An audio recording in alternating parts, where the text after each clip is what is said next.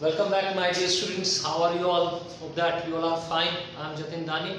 Today we are going to start with the next topic of the chapter 2, that is structure of atom. In the previous video, I have told you about the electromagnetic wave theory.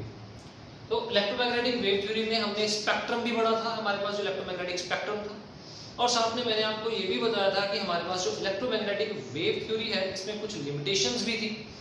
Limitations मैंने आपको बताए थे, लेकिन हमने limitations को detail में discuss नहीं किया था.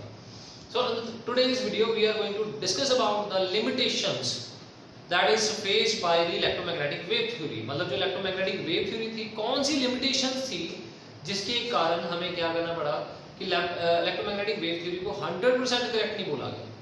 मतलब कि कुछ परसेंटेज तक जो हमारे पास थ्योरी थी वो सही भी थी, लेकिन इसकी कुछ लिमिटेशंस थी. तो आज हम लिमिटेशंस के बारे में पढ़ेंगे. कौन कौन सी लिमिटेशंस हैं. सबसे पहले हमारे पास है that is your first limitation was black body radiations. Black body radiations. Now what is this black body. पहले तो ब्लैक बॉडी क्या चीज है हमारे पास. Black body is called perfect absorber or emitter of radiations. मतलब हम ब्लैक बॉडी को वो बोलते हैं कि जो कंप्लीटली क्या करेगी, एब्जॉर्ब करती है या फिर क्या करेगी, एमिट करेगी लाइट को, रेडिएशंस को. नॉट लाइट की बात नहीं कर रहे, हम रेडिएशंस की बात कर रहे हैं. रेडिएशंस में हमारे पास मान लो कोई ऑब्जेक्ट हीट अप हो रहा है, वो भी अगर लाइट को क्या कर रहा है, प्रोड्यूस कर रहा है, तो वो भी हमारे पास रेडिएशन का ही पार्ट बन जाएगा हमारे पास. तो यहाँ पे हमारे पास ब्लैक बॉडी क्या है, हमारे पास जो एक परफेक्ट एब्जॉर्ब और एमिट, किस चीज को एमिट कर रहे हैं या फिर एब्जॉर्ब कर रहे हैं, रेडिएशंस को एब्जॉर्ब कर रहे हैं. तो आज हमारे पास ये जो टॉपिक है that is black body radiation, इसमें हम लोग पढ़ेंगे कि दैट इलेक्ट्रोमैग्नेटिक वेव थ्योरी इस चीज को क्यों नहीं एक्सप्लेन कर पाई थी. तो चलिए पहले हम देखते हैं कि इलेक्ट्रोमैग्नेटिक वेव थ्योरी क्या थी. ईएम वेव थ्योरी ने हमें एक बात बताई थी दैट ईएम वेव जो रेडिएशंस हैं वो क्या होंगी हमारे पास, रेडिएशंस आर कॉन्टिन्यूअस फॉर्म. जो हमारे रेडिएशंस होंगे वो कॉन्टिन्यूअस फॉर्म में होंगे. ठीक है, हम इनकी बात से बिल्कुल सहमत हो जाते हैं. चलो मान लिया कि इलेक्ट्रोमैग्नेटिक वेव थ्योरी ने बोला कि हमारे पास जो रेडिएशंस हैं वो कंटिन्यूअस है. ठीक है, तो हम क्या करते हैं, इसको चेक करते हैं कि क्या कंटिन्यूअस है या नहीं. तो मेरे पास यहाँ पे एक सब्सटेंस है. ठीक है, इस सब्सटेंस को हम क्या कर रहे हैं, हीट करते हैं. ठीक है, जैसे मैंने इसको हीट करना स्टार्ट किया, इसका मेल्टिंग पॉइंट बहुत ज्यादा हाई है. अगर इसका मेल्टिंग पॉइंट हाई है तो इसको जितना मर्जी हम क्या कर सकते हैं, हीट कर सकते हैं up to its melting point, जब तक ये मेल्ट नहीं हो जाता. मेल्ट भी कर गया, चलो मेल्ट भी कर गया हमारे पास. तो मेल्ट करने के बाद हम क्या करेंगे, इसके कलर को ऑब्जर्व करना है कि ये जो हमारे पास सब्सटेंस है कौन से कलर का होगा. अगर तो ईएम वेव रेडिएशंस थे हमारे पास 100% करेक्ट होंगे, अभी आपको पता लगेगा. चलो पहले हम इसको हीट करते हैं, बाद में चेक करते हैं कि यार क्या ये करेक्ट है या नहीं. ये मेरे पास सब्सटेंस था, मैंने इसको हीट किया. पहले इसका कलर था रेड. ठीक है, हीट अप किया इसको और हीट किया, इसका कलर चेंज कर गया यहाँ पे येलो. फिर और हीट किया, इसका कलर कौन सा हो गया हमारे पास, व्हाइट. और ज्यादा हीट कर दिया, इसका कलर हो गया ब्लू. तो ये हमने यहाँ पे ऑब्जर्व किया कि हमारे पास कलर क्या हो रहे हैं, चेंज हो रहे हैं. कलर कब चेंज हो रहे हैं, जब हम इसको क्या कर रहे हैं, हीट कर रहे हैं. कौन सी फॉर्म पे हीट कर रहे हैं, कंटीन्यूअस फॉर्म में हीट कर रहे हैं. ठीक है, कंटिन्यूटी में हम इसको हीट करते जा रहे हैं तो इसके कलर चेंज हो रहे हैं. लेकिन जब मैंने यहाँ पे थ्योरी के बारे में सोचा, कौन सी थ्योरी, इलेक्ट्रोमैग्नेटिक वेव थ्योरी. ठीक है, इलेक्ट्रोमैग्नेटिक वेव थ्योरी क्या है कि रेडिएशंस क्या है हमारे पास, कंटिन्यूअस है. अगर रेडिएशंस हमारे कंटिन्यूअस हैं तो ये चीज हमें यहाँ पे ऑब्जर्व नहीं होनी चाहिए. क्यों, अगर हमारे पास रेडिएशंस कंटिन्यूअस हैं तो अगर हम इसको हीट करते तो हमें एक ही कलर दिखाई देना चाहिए था, कॉन्टिन्यूअसली एक ही कलर दिखाई देना चाहिए था. लेकिन हमें यहाँ पे सबसे पहले कौन सा कलर दिखाई दिया, रेड. फिर कौन सा कलर दिखाई दिया, येलो. फिर कौन सा कलर दिखाई दिया, व्हाइट. फिर कौन सा कलर दिखाई दिया, ब्लू. अब ये जो कलर्स हमें दिखाई दे रहे हैं, आपको पता होगा कि ये जो रेड है इसकी फ्रीक्वेंसी, अगर फ्रीक्वेंसी की बात करें, इसकी सबसे मिनिमम फ्रीक्वेंसी है हमारे पास. अगर हम ब्लू की बात करें, इसकी जो फ्रीक्वेंसी है हमारे पास क्या है, हमारे पास मैक्सिमम. ठीक है, उसके बाद नेक्स्ट है हमारे पास जो रेड है, इसकी जो वेवलेंथ है वो क्या हो जाएगी हमारे पास मैक्सिमम है, और ब्लू की वेवलेंथ जो है हमारे पास वेवलेंथ वो क्या है हमारे पास मिनिमम। मतलब हमारे पास जैसे जैसे टेम्परेचर इंक्रीज हो रहा है वेवलेंथ जो है वो क्या कर रही है, डिक्रीज कर रही है, मिनिमम पे जा रही है हमारे पास with the increase of temperature. ठीक है, तो ये तो था हमारे पास कि दैट ये जो ऑब्जेक्ट जब हीट कर रहे हैं ये कलर चेंज कर रहा है। अगर इस थ्योरी को हम करेक्ट माने तो हमारे पास यहाँ पे जो ब्लैक बॉडी रेडिएशंस हैं इस चीज को एक्सप्लेन नहीं कर पाया था कि that why they are showing different type of colours. तो ये भी होना चाहिए था कि एक ही कलर शो करेगा, बट नो, यहाँ पे हमारे पास ईएम वेव थ्योरी इसी चीज को एक्सप्लेन नहीं कर पाए, क्योंकि अगर हम ईएम वेव थ्योरी के अकॉर्डिंग चले तो हमारे पास यहाँ पे कलर चेंज नहीं होना चाहिए, कलर एक ही रहना चाहिए, लेकिन कलर कंटिन्यूसली क्या कर रहा है, change, red yellow white blue. तो यहाँ पे जब कलर चेंज हो रहा है मेरे पास यहाँ पे कंटिन्यूस फॉर्म में नहीं है, तो मतलब ये जो था हमारे पास इलेक्ट्रोमैग्नेटिक वेव थ्योरी की क्या बन गई थी, लिमिटेशंस बन गई थी। ठीक है, अभी इसको पढ़ेंगे हम लोग कि कैसे इस लिमिटेशन को दूर किया गया। सेकंड पहले हम थ्योरी पढ़ लें। Second theory was that is photo electric effect. Solve कर देना इसको। अभी एक्सप्लेन करते हैं कि इस थ्योरी को प्रॉपर्ली किसने एक्सप्लेन किया था कि ब्लैक बॉडी रेडिएशंस को। पहले आपको समझा दें कि ब्लैक बॉडी रेडिएशंस आपको पता लग गया होगा क्या है। नेक्स्ट हमारे पास जो था वो photo electric effect. Photo electric effect, इस इफेक्ट को भी हमारे पास जो था ईएम वेव एक्सप्लेन नहीं कर पाए थे। This is the second limitations of EM wave theory. Second limitation of EM wave, ये second limitation photo electric effect. अब ये फोटो इलेक्ट्रिक इफेक्ट है क्या हमारे पास, यहां पे हम क्या कर रहे हैं, let us consider a metal plate of metal. मैंने यहां पे एक मेटल की प्लेट को कंसीडर कर लिया। ठीक है, अब क्या हो रहा है कि मेरे पास इस मेटल के प्लेट में, हमें पता है metal consist of what, electrons. ठीक है, जैसे मैं यहां पे कोई भी रेडिएशन जो है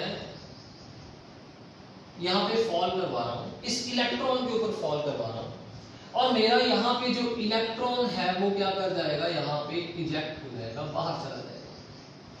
ठीक है, या फिर समटाइम्स ये भी है कि मेरे पास यहां पे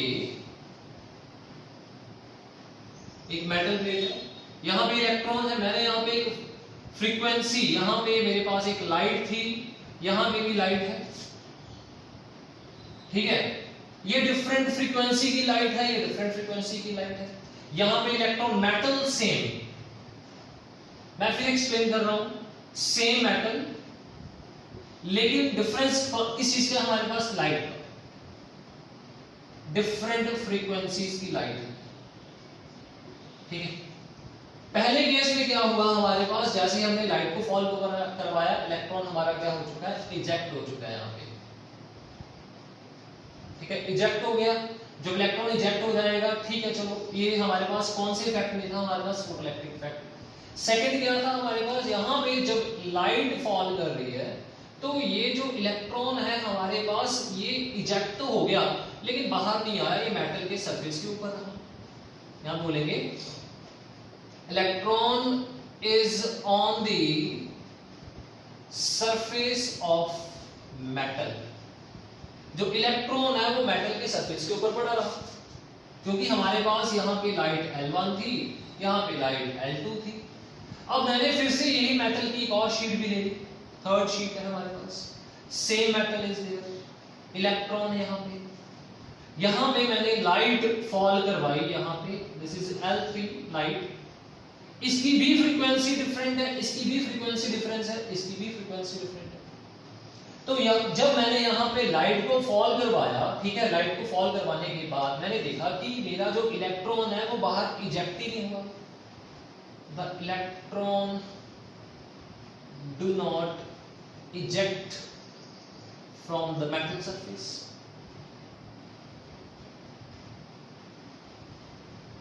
ठीक है, तो ये जो तीनों चीजें थी हमारे पास, तीन केस बन गए थे, एक केस 1 था, एक केस 2 था, एक केस 3 था हमारे पास। मतलब हमारे पास जो EM वेव थ्योरी थी इन केसेस को एक्सप्लेन नहीं कर पाई, हमारे फोटो इलेक्ट्रिक इफेक्ट को एक्सप्लेन नहीं कर पाई कि दैट हमारा जो इलेक्ट्रॉन है अगर हम किसी भी लाइट को मेटल के सरफेस के ऊपर फॉल करवा रहे हैं वो इलेक्ट्रॉन इजेक्ट होकर बाहर क्यों चला जाता है, या फिर हमारे पास इलेक्ट्रॉन जो है वो मेटल के सरफेस के ऊपर क्यों रहेगा, या फिर मेटल जो है समटाइम्स क्या होगा किसी डिफरेंट केस में जहां पे frequency of light is different वहां पे हमारे पास जो इलेक्ट्रॉन है वो मेटल के सरफेस के ऊपर क्यों रहेगा। तीनों केसेस में हमारे पास जो था हमारे पास ना फ्रीक्वेंसी वो तीनों में क्या आ रही थी, अलग अलग आ रही थी हमारे पास, सॉरी नॉट फ्रीक्वेंसी, तीनों केसेस के जो रिजल्ट थे वो डिफरेंट थे। तो इन चीजों को मतलब इस फोटो इलेक्ट्रिक इफेक्ट, ये रहा हमारे पास photo electric effect, this is your photo electric effect.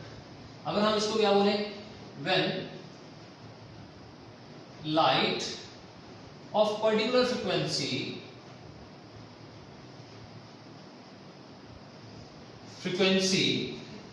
mu naught strike, इसको फ्रीक्वेंसी को रिप्रेजेंट कर देते हैं लाइट की फ्रीक्वेंसी को nu naught, strike on the surface of metal it ejects electron which is called photo electric effect. तो इसको हमने फोटो इलेक्ट्रिकल इफेक्ट इसलिए बोला कि दैट जैसी मेरी लाइट जो है पर्टिकुलर फ्रीक्वेंसी, कितनी फ्रीक्वेंसी थी, न्यू नॉट फ्रीक्वेंसी, स्ट्राइक कर रही है, स्ट्राइक करने के बाद उसने मेटल को क्या कर दिया, इजेक्ट कर दिया। तो इस चीज को कौन एक्सप्लेन कर पाया था, हमारे पास EM वेव थ्योरी एक्सप्लेन नहीं कर पाई थी। तो ये हमारे पास क्या था, EM वेव थ्योरी की सेकंड लिमिटेशन थी, that is your photo electric effect. अब इन दोनों, पहले आपको क्लियर हो गया कि फोटो इलेक्ट्रिकल इफेक्ट है क्या, कि जब भी मेरे पास लाइट फॉल करेगी जिसकी फ्रीक्वेंसी, देखो आपको पता है लाइट की फ्रीक्वेंसी होती है, डिफरेंट कलर्स होंगे, डिफरेंट कलर्स की अलग अलग फ्रीक्वेंसीज है, रेड की अलग है फ्रीक्वेंसी, येलो की अलग है, ब्लू की अलग है। सबसे ज्यादा फ्रीक्वेंसी कौन से कलर की थी, हमारे पास ब्लू की हमारे पास सबसे ज्यादा फ्रीक्वेंसी है, और सबसे कम फ्रीक्वेंसी किस कौन से कलर की है, रेड की जो फ्रीक्वेंसी है हमारे पास सबसे कम है, हमारे पास रेड की बट वेवलेंथ ज्यादा है। तो मतलब यहाँ पे अलग अलग लाइट जो थी वो कलर्स की थी हमारे पास तीनों केसेस में। लेकिन हमारे पास जो बेसिकली फोटो इलेक्ट्रिकल इफेक्ट यही था कि हमारा जो इलेक्ट्रॉन है वो इजेक्ट होकर बाहर आ जाता है। तो जब इलेक्ट्रॉन इजेक्ट होकर हमारे पास बाहर आ जाएगा तो इस चीज को हमारे पास कौन एक्सप्लेन कर पाया था, that is your EM wave theory. तो इसी को एक्सप्लेन करने के लिए हमारे पास इसके बाद जो थी नेक्स्ट थ्योरी थी, that is your Planck's quantum theory. तो अभी हम जो नेक्स्ट टॉपिक है हमारे पास जो वो है प्लैंक्स क्वांटम थ्योरी, उसको डिस्कस करेंगे डिटेल में। पहले आप इसको नोट कर लो, नोट डाउन कर लो, सो दैट आपको कोई दिक्कत ना आ जाए। कर लो इसको।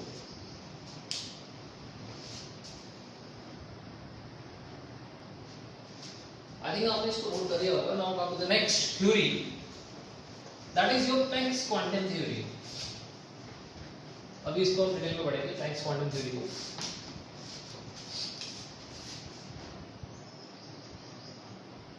Planck's quantum theory, very simple theory, Planck's quantum theory। तो यहाँ पे जो प्लैंक्स क्वांटम थ्योरी थी, इसने इलेक्ट्रोमैग्नेटिक वेव की जो थ्योरी थी उसको बिल्कुल ही क्या कर दिया था, ऑपोजिट थ्योरी दे दी। इलेक्ट्रोमैग्नेटिक वेव थ्योरी क्या बोल रही है कि जो रेडिएशन थे वो कंटिन्यूअस फॉर्म में थे। कौन सी फॉर्म में थे, कंटिन्यूअस फॉर्म में थे। लेकिन हमारे पास ये जो प्लैंक्स क्वांटम था, ये जब ये इसने मैक्स प्लैंक था हमारे पास, इसने आया, साइंटिस्ट ने आया, तो इसने बोला कि हमारे पास जो इलेक्ट्रॉन्स हैं, सॉरी जो रेडिएशंस हैं वो कंटिन्यूअस नहीं है, they are in discontinuous form. मान लो मेरे पास एक बल्ब है, ठीक है, जो बल्ब ग्लो कर रहा है। अब जब बल्ब ग्लो करेगा तो क्या करेगा, हीट प्रोड्यूस करेगा, लाइट प्रोड्यूस करेगा। जब वो हीट और लाइट को प्रोड्यूस कर रहा है, एट दैट टाइम हम बोल रहे हैं कि वो एनर्जी को प्रोड्यूस कर रहा है, और वहां पे जो एनर्जी होगी दे आर नॉट कंटिन्यूअस, वो क्या होगी हमारे पास, डिसकंटिन्यूअस फॉर्म में होगी। और वो जो डिसकंटिन्यूअस फॉर्म में थी, मतलब वो जो बल्ब है ना हमारे पास, इलेक्ट्रिकल बल्ब है, वो हमारी तरफ जो लाइट को मतलब भेज रहा है वो हमारे पास कंटिन्यूअस नहीं, डिसकंटिन्यूअस, मतलब वो पैकेट्स की फॉर्म में भेज रहा है। मतलब एनर्जी जो है हमारे पास पहले एक पैकेट आ गया, फिर दूसरा पैकेट आ रहा है, तीसरा पैकेट आ रहा है, फोर्थ पैकेट आ रहा है, फिफ्थ आ रहा है, सिक्स्थ आ रहा है। मतलब एनर्जी हमारे पास पैकेट्स की फॉर्म में आ रही है, मतलब डिसकंटिन्यूस है। मतलब एक तो कंटिन्यूस, मतलब एक लाइन में एनर्जी आ रही है हमारे पास, नो। डिसकंटिन्यूस क्या हो रहा है, पहले एक पैकेट आ गया, फिर उसके साथ ही दूसरा पैकेट, मतलब there is a gap, there is a discontinuity, discontinuity is there, first packet, second packet, third packet. तो जब हमारे पास जो है एनर्जी पैकेट्स की फॉर्म में आ रही है, लाइट जो है, light is a form of energy, तो हमारे पास पैकेट्स की फॉर्म में एनर्जी आ रही है हमारे पास, तो उन पैकेट्स को बोल दिया था कि that they are known as quantum. क्या बोल दिया था पैकेट्स को? क्वांटम। मतलब एक पैकेट एक quantum, 2 packets 2 quantum, 3 packets 3 quantum, 10 packets 10 quantum बोल दिए थे उसमें पैकेट्स को। तो सबसे पहले हमारे पास प्लैंक्स क्वांटम थ्योरी यही थी that radiations are not continuous, they are not continuous, radiations are in a discontinuous form, radiations are discontinuous in a form of packets which are called, क्या बोल दिया था उनको? क्वांटम। पैकेट्स को क्या बोल दिया था? क्वांटम बोल दिया था। अगर मान लो हमारे पास ये रेडिएशंस लाइट है, तो लाइट से भी पैकेट्स आ रहे हैं, ठीक है? तो लाइट के जो पैकेट्स थे इनको बोला था उसने फोटोन्स। मतलब अगर लाइट हमारी तरफ आ रही है तो लाइट की जो रेडिएशंस है उसके जो पैकेट्स हैं उनको बोला फोटोन। बाकी और कोई भी रेडिएशंस हमारे पास हमारी तरफ आ रही हैं उनके पैकेट्स को क्या बोल दिया था? क्वांटम बोल दिया, ठीक है? This is the first point given by the Planck's quantum theory. Second point is that the energy of each quantum और photon is equal to the formula is equal to, मतलब जो एनर्जी होगी हमारे पास वो हमारे पास डायरेक्टली प्रोपोर्शनल होगी किसके? Frequency. The energy of each quantum photon is directly proportional to the frequency. मतलब जितनी एनर्जी ज्यादा होगी उतनी फ्रीक्वेंसी ज्यादा हो जाएगी, फ्रीक्वेंसी जितनी ज्यादा उतनी एनर्जी क्या हो जाएगी? पैकेट की ज्यादा हो जाएगी। तो प्रोपोर्शनैलिटी के साइन को हटाने के लिए यहां पे एक कांस्टेंट रिड्यूस कर दिया, दैट इज h न्यू। ये बन गया हमारे पास इस h is called Planck's constant. इसकी वैल्यू फिक्स है 6.636 into 10 raised to power 26, sorry 10 raised to power minus 34 joule second. So this is the value of what? इसकी वैल्यू हमारे पास प्लैंक्स कांस्टेंट की हमारे पास, इसकी एक और वैल्यू भी है that will be in 6.626 into 10 raised to power minus 27 erg second. These are the other units of that is Planck's constant, that is erg second. अब यहाँ पे मान लो मेरे पास एक फोटोन है, एक फोटोन की एनर्जी किसके इक्वल हो जाएगी? हमारे पास E is equal to h new. New किसको रिप्रेजेंट कर रहा है? फ्रीक्वेंसी को रिप्रेजेंट कर रहा है। अगर मान लो मेरे पास this is for the one photon, ये वन फोटोन के लिए हमारे पास, या वन क्वांटम या वन फोटोन के लिए है। अगर मेरे पास हो यहाँ पे for n number of photons, अगर मेरे पास इनका नंबर बढ़ जाए हमारे पास तो एनर्जी किसके इक्वल आ जाएगी? n h न्यू हो जाएगा हमारे पास। ये n क्या है? नंबर ऑफ फोटोन, h क्या है? प्लैंक्स कांस्टेंट, न्यू क्या है हमारे पास?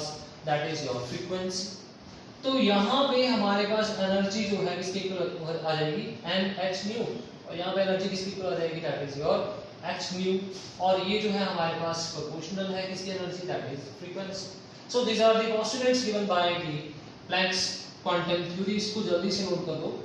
और इसी के बेसिस के ऊपर अभी हम क्या करेंगे? ब्लैक बॉडी रेडिएशंस को भी एक्सप्लेन करेंगे, प्लस आपके फोटो इलेक्ट्रिकल इफेक्ट को भी एक्सप्लेन करेंगे अच्छे से, ठीक है? तो इसको नोट कर लो जल्दी से।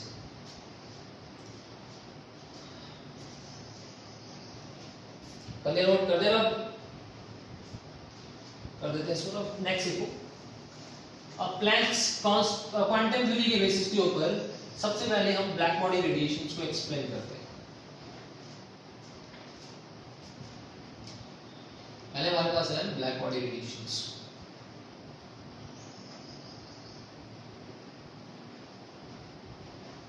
ठीक है, ब्लैक बॉडी रेडिएशंस को क्या था कि मान लो मेरे पास मैंने यहाँ पे एक सब्सटेंस है, इस सब्सटेंस को क्या कर दिया मैंने, हीट कर दिया। हीट करने से सब्सटेंस का कलर पहले कौन सा हो जाएगा, रेड हो जाएगा, फिर कौन सा हो जाएगा, येलो हो जाएगा, फिर कौन सा हो जाएगा, व्हाइट हो जाएगा, फिर कौन सा हो जाएगा, ब्लू हो जाएगा, सो ऑन, है ना। यही था हमारे पास। तो इस चीज को एक्सप्लेन करेंगे प्लैंक्स क्वांटम थ्योरी। मान लो मैं क्या कर रहा हूँ, इस सब्सटेंस को हीट कर रहा हूँ, ठीक है। पहले जो एनर्जी मैं इसको दे रहा हूँ वो थोड़ी कम एनर्जी होगी। जब मैं इसको हीट करूंगा ना, हीट करने से क्या होगा, ये सब्सटेंस के जो मॉलिक्यूल्स हैं ये क्या करना स्टार्ट कर देंगे, अपनी ही पोजीशन के ऊपर ऑसिलेट करना स्टार्ट कर देंगे। ठीक है, ऑसिलेट करेंगे। जब ये सब्सटेंस अपनी ही प्लेस के ऊपर क्या करेंगे, ऑसिलेट करेंगे, एनर्जी गेन करेंगे। हमारे पास इसके जो एटम्स होंगे, सब्सटेंस के जो एटम्स होंगे, एनर्जी को क्या करेंगे, गेन करेंगे। पहले इसको हीट किया, हीट करने से क्या होगा, पहले एनर्जी जो मैंने इसको दी, energy is directly proportional to frequency. पहले एनर्जी दी, एनर्जी पहले थोड़ी कम थी, जिसके कारण क्या हुआ, हमें कौन सा कलर ऑब्जर्व हुआ, जब सब्सटेंस को हमने हीट किया, रेड कलर ऑब्जर्व हुआ। जैसे मैंने इसको हीट करना इंक्रीज कर दिया, और ज्यादा इंक्रीज किया, हीट और ज्यादा हीट किया इसको, तो क्या हुआ, हमारे पास एनर्जी इंक्रीज करी, जिसके कारण हमारे पास फ्रीक्वेंसी वो भी क्या करना स्टार्ट कर दिया, इंक्रीज करना स्टार्ट कर दिया। रेड कलर था, इसकी फ्रीक्वेंसी सबसे मिनिमम थी हमारे पास, और जो ब्लू कलर था इसकी फ्रीक्वेंसी हमारे पास क्या थी, मैक्सिमम फ्रीक्वेंसी। अब मैक्सिमम फ्रीक्वेंसी तब कब पहुंचेगा, जब इसको हम क्या करेंगे, हीट करेंगे। अब जब हीट कर रहे थे, पहले मैंने इसको हीट किया, एनर्जी गेन हुई इसको पैकेट्स के फॉर्म में, तो एनर्जी जब इसको पैकेट्स की फॉर्म में गेन हुई तो इसकी फ्रीक्वेंसी रेड के इक्वल होगी, तो इसने रेड कलर हमें क्या किया, शो किया। जैसे इसको हीट करना और ज्यादा इंक्रीज किया तो फ्रीक्वेंसी इंक्रीज होगी, कहां तक चलेगी, येलो तक चलेगी, और इंक्रीज किया फ्रीक्वेंसी कहां तक चलेगी, व्हाइट तक चलेगी, और इंक्रीज किया फ्रीक्वेंसी कहां तक चलेगी, ब्लू तक चलेगी। तो बाय दिस मेथड जो हमारे पास एनर्जी थी वो क्या कर रही थी, हमारे पास इंक्रीज करते करते कहां तक चली गई थी, ब्लू। तो यहां पे देखो, आप लोग देख सकते हो कि जब हमारे पैकेट्स जो थे हमारे पास, that is in discontinuous form, continuous नहीं थे, डिसकंटीन्यूअस थे। पहले रेड तक की फ्रीक्वेंसी और हीट एनर्जी और प्रोवाइड करती, फ्रीक्वेंसी इंक्रीज करके कहां तक चलेगी, येलो, फिर और ज्यादा एनर्जी प्रोवाइड कर दी तो क्या बन गया, व्हाइट, और ज्यादा प्रोवाइड कर दी तो ब्लू, मतलब ये डिसकंटीन्यूअस फॉर्म में चल रहे थे। तो इस method say that energy is in a form of packets। इस चीज को ऑब्जर्व करते करते हमारे पास जो साइंटिस्ट थे उन्होंने वो दिया था कि हमारे पास जो है एनर्जी जो होगी वो डिसकंटिन्यूअस होगी, और हमारे पास सब्सटेंसेस डिसकंटिन्यूअस के बेसिस के ऊपर कौन सा कलर, डिफरेंट कलर्स को क्या करेगा, शो करेगा, जब उसको क्या करेंगे, हम हीट करेंगे। So this is the explanation of the black body radiation, that why the stars show different colors when it is going to be heated at different temperatures, or different color when we are increasing the temperature of the substance। अब next देखो हमारे पास, ये तो आपको पता लग गया होगा ब्लैक बॉडी रेडिएशन। अब नेक्स्ट है हमारे पास फोटो इलेक्ट्रिकल इफेक्ट। अब इसको एक्सप्लेन करते हैं इसी के बेसिस के ऊपर, फोटो इलेक्ट्रिक इफेक्ट। ठीक है, अब मान लो मेरे पास यहां पे एक मेटल का सरफेस है, ठीक है, ये मेटल सरफेस है। अब मेरे पास जब ये मेटल सरफेस होगा, इसके ऊपर इलेक्ट्रॉन, इसके पास इलेक्ट्रॉन्स हैं, तो मैंने इन इलेक्ट्रॉन्स के ऊपर किस चीज को फॉल करवा दिया, लाइट को। ठीक है, लाइट को, और लाइट की फ्रीक्वेंसी कितनी थी हमारे पास, न्यू नॉट। अब यहां पे ये जो न्यू नॉट है, इस चीज को दिमाग में रखना, this is called threshold frequency.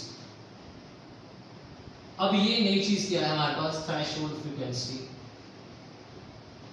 Minimum frequency to eject the electron को बाहर निकालने के लिए सबसे मिनिमम एनर्जी कितनी होगी हमारे पास, न्यू नॉट। मतलब इसको अगर बाहर निकालना है तो मिनिमम आपके पास जो एनर्जी है वो कितनी होनी चाहिए, न्यू नॉट होनी चाहिए, फ्रीक्वेंसी न्यू नॉट होनी चाहिए। तब जब मैंने इसको लाइट इसके ऊपर फॉल करवाई जिसकी फ्रीक्वेंसी न्यू नॉट थी, जो किसके इक्वल थी हमारे पास, थ्रेशोल्ड फ्रीक्वेंसी के इक्वल थी, हमारा जो इलेक्ट्रॉन है वो क्या कर जाएगा, इजेक्ट करके सरफेस के ऊपर आ जाएगा। अगर मान लो यहाँ पे तीन केसेस बनेंगे, 3 cases will be there according to the Planck's quantum theory. 3 cases है हमारे पास। सबसे पहला केस है ये वाला, मैंने आपको बता दिया कि न्यू नॉट क्या है हमारे पास, थ्रेशोल्ड फ्रीक्वेंसी, सबसे कम फ्रीक्वेंसी जिससे हम इलेक्ट्रॉन को क्या कर सकते हैं, बाहर इजेक्ट कर सकते हैं। अब मान के चलो दिस इज केस 1, ठीक है। अब मैंने जो यहाँ पे लाइट इसके ऊपर फॉल करवाई है, किसके ऊपर फॉल करवाई है, इलेक्ट्रॉन के ऊपर। देखो इलेक्ट्रॉन को बाहर निकालने के लिए कितनी फ्रीक्वेंसी चाहिए, न्यू नॉट चाहिए। और ये जो लाइट है इसकी फ्रीक्वेंसी को हम एज्यूम कर लेते हैं न्यू, ठीक है। और मान के चलो कि ये जो न्यू था हमारे पास न्यू नॉट के इक्वल है, ठीक है। न्यू किसके इक्वल है, न्यू नॉट के इक्वल है। देन क्या होगा, the electron will eject, electron आपका बाहर निकल जाएगा, but remain on the surface of metal, metal के सरफेस के ऊपर रहेगा हमारे पास, ठीक है। अब नेक्स्ट क्या है हमारे पास, यही इलेक्ट्रॉन है हमारे पास। मैंने फिर से यहाँ पे लाइट फॉल करवाई, जब लाइट फॉल करवाई मैंने यहाँ पे, इसकी फ्रीक्वेंसी जो थी हमारे पास nu naught, it is greater than nu naught, threshold frequency से ज्यादा थी, जिसके कारण क्या होगा, हमारे पास जो इलेक्ट्रॉन है इजेक्ट होके कहां पे चला जाएगा, बाहर चला जाएगा। यहां पे बोलेंगे ना इलेक्ट्रॉन विल इजेक्ट, ठीक है, इजेक्ट होगा and it will not present on the surface, surface के ऊपर नहीं होगा, सरफेस से बाहर चला जाएगा, ठीक है। नाउ थर्ड केस क्या है हमारे पास, यहां पे देखो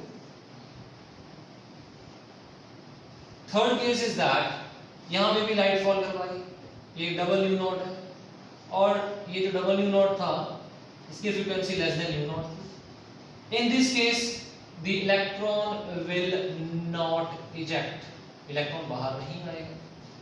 तो ये 3 केसेस हैं हमारे पास जो इसके अकॉर्डिंग है, हमारे पास प्लैंक्स क्वांटम थ्योरी के अकॉर्डिंग थे, जिसने क्या बोला था हमारे पास जो एनर्जी है वो दैट इज फ्रीक्वेंसी जो होगी हमारे पास in the form of packets, अगर उसकी फ्रीक्वेंसी थ्रेशोल्ड के बराबर होगी तो सरफेस के ऊपर बाहर आ जाएगा। अब हम केस ये डिस्कस करेंगे कि दैट हमारे पास जब इलेक्ट्रॉन बाहर आ जाएगा तब क्या होगा हमारे पास।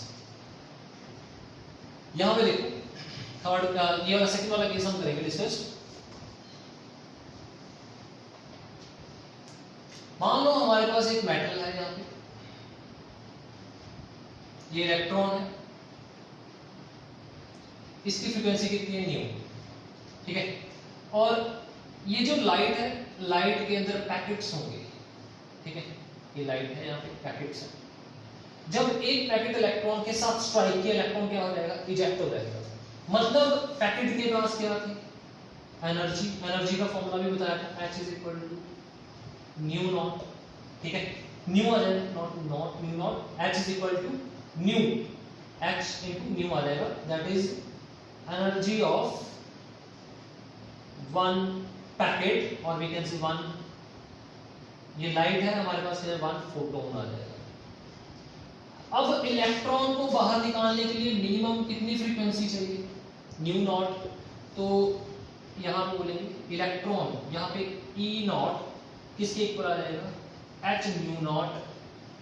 ये क्या है हमारे पास, दिस इज मिनिमम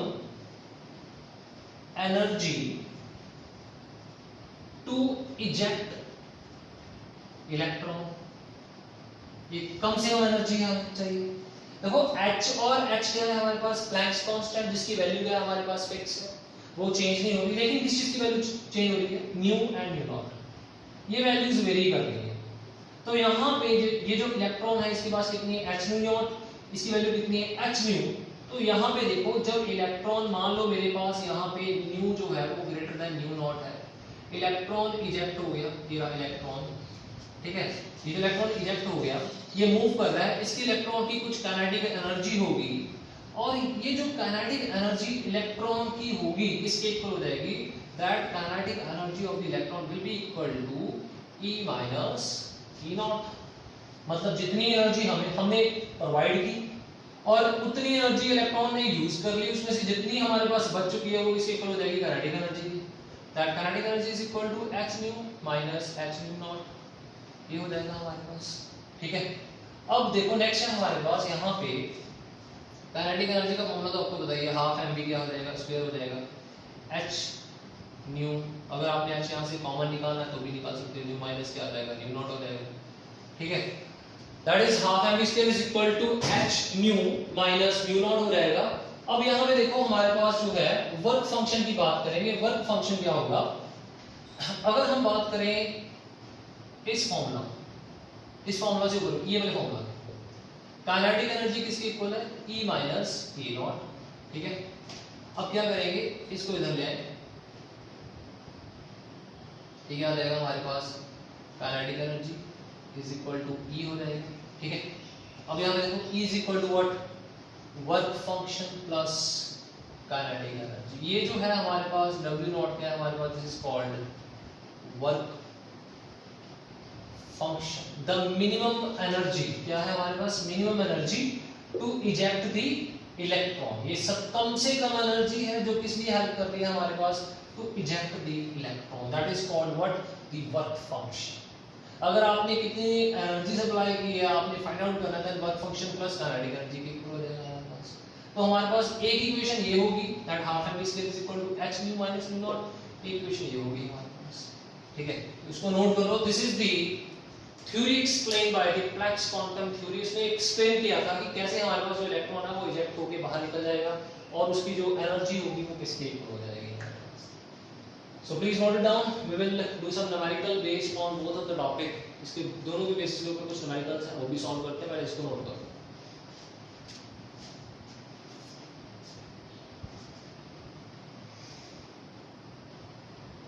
चलिए solve, let's see some numericals। कर दे आप इसको।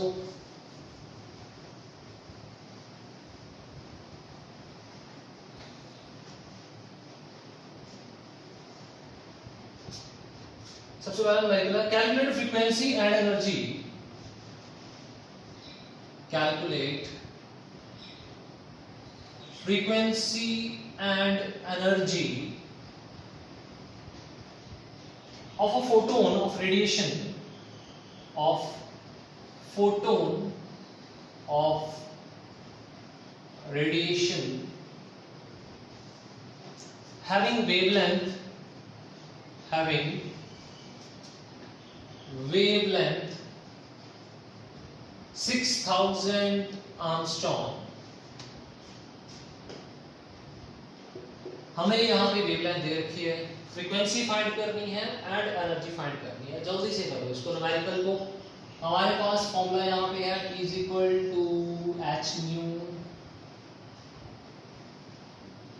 E is equal to h nu into c by lambda. Lambda आपको दे रखा है, इसको आप मीटर में चेंज करो, आप h की वैल्यू पुट करो, आफ्टर दैट c की वैल्यू क्या हो जाएगी, that is speed of light हो जाएगा। इसकी वैल्यू पुट करके जल्दी से एनर्जी को निकालो। डू इट फास्ट, करो जल्दी, शाबाश। कर दिया न्यूमेरिकल, वेरी इजी। सबसे पहले आपने क्या निकालना, फ्रीक्वेंसी। अभी बता के हम ये लगाओ formula, nu is equal to c by lambda. Lambda ये रहा, वेवलेंथ दे रखी है आपको, वेवलेंथ लैम्डा दे रखा है आपको कितना, 6000 Armstrong. You have to convert into metre, 6000 into 10 raised to power minus 10 metre. ये लैम्डा है हमारे पास। न्यू स्पीड, c क्या है हमारे पास, स्पीड ऑफ लाइट। इसको भी पुट कर दो, 3 into 10 raised to power 8 divides by 6000 into 10 raised to power minus 10। अब यहाँ पे देखो कितना आ जाएगा, 3 into 10 raised to power 8 10 raised to power 10 6000, ये आ जाएगा, ये कैंसिल हो गया हमारे पास, 7 चला जाएगा हमारे पास। You just give 1 0 to this, 30 divided by 6 into 10 raised to power कितना आ गया, 14 5, 10 raised to power 14, that is frequency। और इसमें आ जाएगी फ्रीक्वेंसी आप लोगों ने कैलकुलेट कर लिया, आप लोग यहाँ पे पुट कर दो एनर्जी की value, energy is equal to h into nu. h क्या है हमारे पास, प्लैंक्स कांस्टेंट 6.626 10⁻⁻34। न्यू की फ्रीक्वेंसी अभी आप न्यू निकाला कितना, 5 × 10⁻14। जब इसको सॉल्व करेंगे तो वैल्यू हमारे पास आ जाएगी 6.626 into 5 10⁻⁻ कितना आ जाएगा हमारे पास 20 आ जाएगा नेगेटिव into 5 आ जाएगा, ये आ जाएगा 30 सॉरी ये आ जाएगा 0 3 then 10 13 then 1 then 3 then 7 then 33 into 10⁻⁻20। ठीक है, ये आ गया। इसको राउंड ऑफ कर दें अगर 3.3 इसको 3.37 into 10⁻90 आ जाएगा हमारे पास। ठीक है, energy that is in joule, ये हमारे पास आंसर है 3.37 into 10⁻⁻19 joule is the energy of the photon radiation having wavelength 6000 angstrom। तो ये आपका फर्स्ट न्यूमेरिकल था, वेरी इजी, जिसमें आपने सीधा फ्रीक्वेंसी निकालने के बाद वैल्यू पुट कर दो, आपके पास किसकी वैल्यू आ जाएगी, एनर्जी की वैल्यू आ जाएगी। अब आ जाओ नेक्स्ट न्यूमेरिकल, थोड़ा सा कॉम्प्लिकेट ले लेते हैं।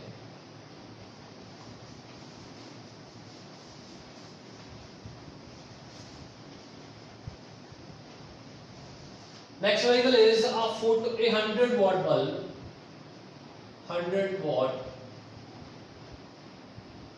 bulb emits monochromatic light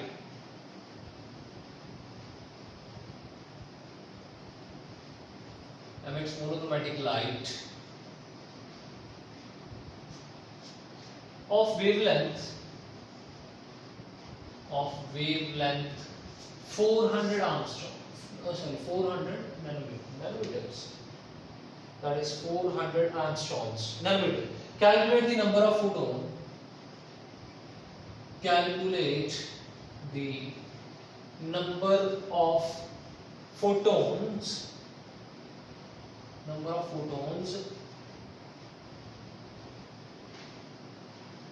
Emitted per second by the bulb. करो इसको जल्दी से, very easy numerical, simple, that a 100 watt bulb is there which emits a monochromatic light. What is monochromatic light?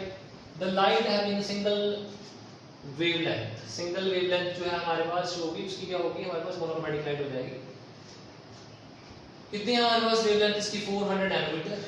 तो कैलकुलेट किया करना आपने, नंबर ऑफ फोटॉन्स एमिटेड पर second. तो हमारे पास इसको जल्दी से सॉल्व करो, आप लोग इसके जो वेवलेंथ है इसको कन्वर्ट कर लो, दैट इज इन नैनोमीटर को इसको मीटर्स में कन्वर्ट कर लो। वेवलेंथ आ जाएगी हमारे पास यहाँ पे मीटर में। सबसे पहले जो गिवन है पहले वो लिखो। सॉल्यूशन में lambda given 400 nanometre, lambda is equal to 400 into 10⁻⁻9 metres में आ जाएगा। और कुछ गिवन है, पावर इज व्हाट, 100 वॉट। इसको एनर्जी में कन्वर्ट, देखो यहाँ पे एनर्जी किसके ऊपर है, पावर अपॉन टाइम, है ना। यहाँ पे क्या बन जाएगा, जूल पर सेकंड बन जाएगा हमारे पास। Power is equal to energy upon time आ जाएगा, तो यहाँ पे यूनिट्स क्या बन जाएगा, power is equal to joule per second बन जाएगा हमारे पास। इसको लिख सकते हैं हम जूल पर सेकंड। ठीक है, अब नेक्स्ट है हमारे पास एनर्जी ऑफ 1 फोटोन। एक फोटोन की एनर्जी निकालनी, फॉर्मूला क्या हो जाएगा, is equal to h nu. h nu यहाँ पे आ जाएगा हमारे पास c बाय लैम्डा। h की वैल्यू 6.626 10⁻⁻34, c की वैल्यू कितनी हो जाएगी 3 × 10⁸8, लैम्डा की वैल्यू कितनी हो जाएगी, ये थी लैम्डा मीटर्स में, दैट इज 400 into 10⁻⁹ मीटर्स। इसको जब सॉल्व करेंगे तो हमारे पास 6.626 into 3 सेपरेट आ जाएगा, 34 एंड 8 कितना हो जाएगा, 4 4 26 आ जाएगा हमारे पास। 26 ऊपर जाएगा प्लस 26 प्लस 9 देन 4 देन 15 बन जाएगा हमारे पास। राइट में आ जाएगा 400। ये आ जाएगा 16 17 17 17 हमारे पास 16 17 17 30 17 आ जाएगा। then 4 then 26 then 26 6 then 26 then हाँ 17 आ जाएगा हमारे पास। ठीक है, अब देखो इसको भी 0 ले जाओ, अगर ले गया नहीं तो 6 पॉइंट इसको मल्टीप्लाई कर दो, कितना आ जाएगा, मल्टीप्लाई करने के बाद आ जाएगा ये 3 18 then 6 then 7 then 18 then 7 then 18 then 1 then 19 19.816 आ जाएगा हमारे पास यहाँ पे, divided by 4 into 10 raise to power कितना बन जाएगा, 4 के ऊपर 2 जीरो चले जाएंगे, ये बन जाएगा -19 बन जाएगा। इसको डिवाइड कर दो, डिवाइड करने के बाद आ जाएगा 4.6 ये बन गया 16389 इंटू 10 रेज़ टू पावर -19। ये हमारे पास एक फोटोन की एनर्जी आ गई 4.9 into 10 raise to power 19। This is the energy of one photon। ठीक है, कैलकुलेट क्या करना आपने, number of photons, number of photons calculate करने हैं। नंबर ऑफ फोटोन्स को कैलकुलेट करने के लिए total energy divided by energy of one photon, कितनी टोटल एनर्जी हमारे पास यहाँ पे 100 divided by 4.9 into 10 raise to power -90। तो इसको भी सॉल्व करो जल्दी से, कितना आ रहा है देखो सॉल्व करो। तो इसको सॉल्व करेंगे तो हमारे पास 100 into 4.9 10 raise to power 19 positive में चला जाएगा। अब ये जो 0 है ये यहाँ पे चला जाएगा, 20 बन जाएगा हमारे पास। इसको डिवाइड कर दो, ये आ जाएगा हमारे पास 1 अप्रॉक्सीमेटली 19 नियर अबाउट आ जाएगा हमारे पास, यानी अप्रॉक्सीमेटली आपका आंसर आ जाएगा 2 इंटू 10 रेज़ टू पावर 20 आपके पास क्या आ जाएंगे, that is number of photons emitted आ जाएंगे, ये आपका आंसर आ जाएगा। ठीक है, so by this method we have calculated the number of the photons that is emitted per second by the bulb। So hope that आपको आज two topics, that is one is your backward radiations and the photoelectrical effect I have told you and it is clear to each and every student। Hope that कि आपको lecture आज का पूरा complete समझ में आ गया होगा। If you like the video please don't forget to share and subscribe the channel। Thank you।